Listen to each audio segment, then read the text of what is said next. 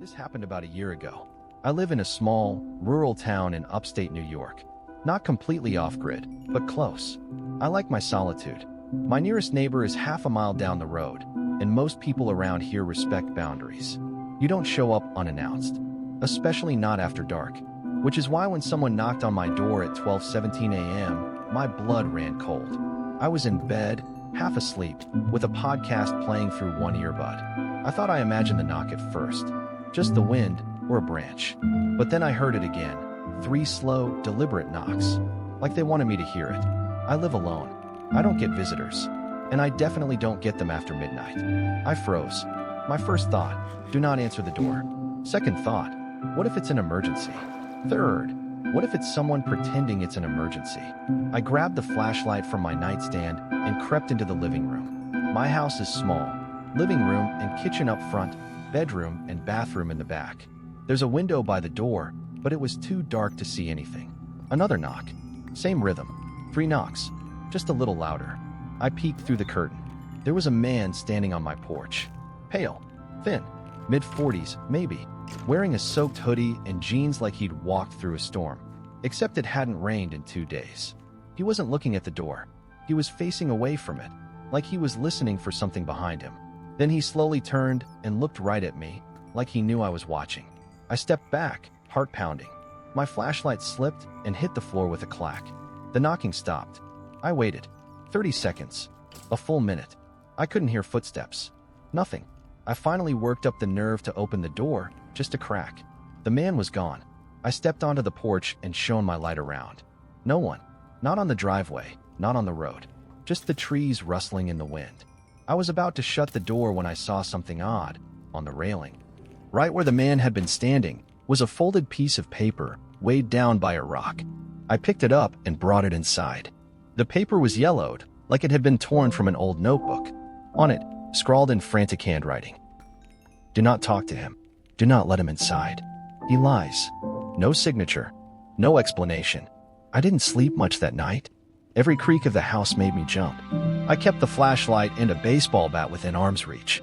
But morning came, and everything looked normal again. I told myself it was just some weird prank. Maybe someone had too much to drink and wandered up the wrong driveway. The note could have been meant for someone else. Except 2 nights later, it happened again. 12:17 a.m. 3 slow knocks. This time, I didn't get out of bed.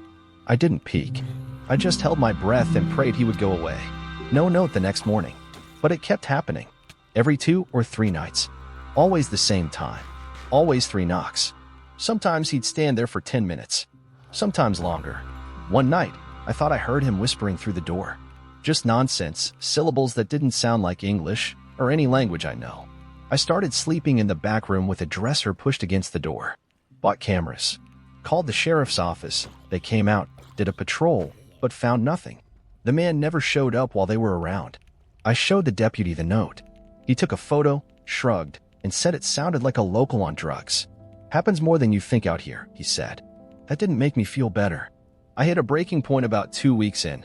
I had the cameras set up, and I watched the live feed on my phone.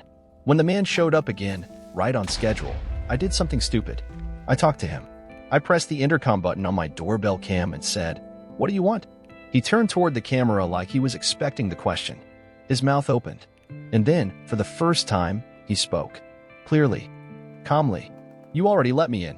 That sentence wrecked me. I didn't sleep for 48 hours. I checked every inch of the house. Changed all the locks. Had the place blessed by the one local priest I could find. But nothing made it stop. The camera footage? Corrupted. Every single time he appeared, the file was either blank or distorted. No audio. No image. Just static. And then, just like that, it stopped. No knock. No whisper. Nothing. A week passed. Then 2. A month. I started to think maybe it really was a sick prank. Or maybe he'd found someone else to bother. And then, 3 nights ago, I got a text message. No number. Just unknown sender. The message said, "Let me back in." I blocked the number immediately. Deleted the text. That night, I dreamed I was standing in front of my house, watching myself through the front window. Inside, I was sleeping peacefully. Then a man stepped out of the woods behind me. The same man. He walked past me, smiled, opened my front door without knocking, and disappeared inside. I woke up covered in sweat, ran to the front door. It was unlocked. I always lock it. I don't know what he is. I don't know what he wants. But I haven't left the house in 3 days. I can't. Not until I figure out what he meant when he said, "You already let me in." Because I think he's right. And I think he's still here.